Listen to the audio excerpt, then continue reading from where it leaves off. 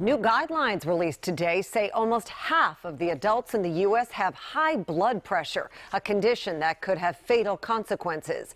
WJZ is live. Avajoy Burnett tells us why the change and why now. Avajoy?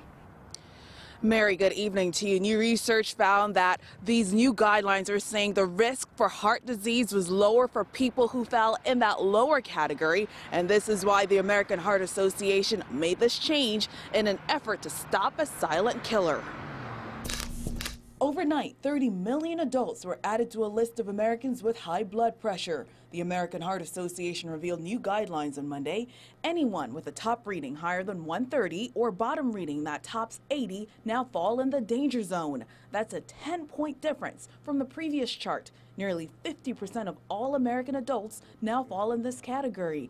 That is people like Amanda Mack of Baltimore worried. You're talking about 1 and 2, like that could be me, that could be my friend. Like it's more prevalent now. You have to realize like now is the time to do something about this. Inactivity, too much sodium, fat, and even alcohol have been labeled as some of the root causes. But I do think that people really do need to watch all those things because high blood pressure is a killer. According to the American Heart Association, high blood pressure develops slowly over time, and some patients show no sign something is wrong. So with the newer guidelines, the physicians are going to be actually tagging these patients and saying, you have elevated blood pressure.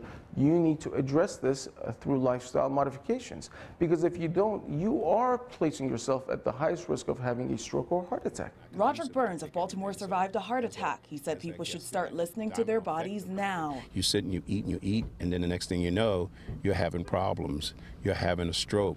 You're having a heart attack. And that's too late.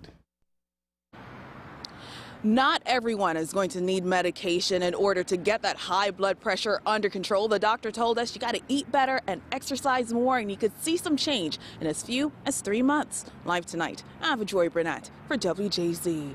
Avajoy, thank you. Experts say only half of all Americans with high blood pressure actually have it under control.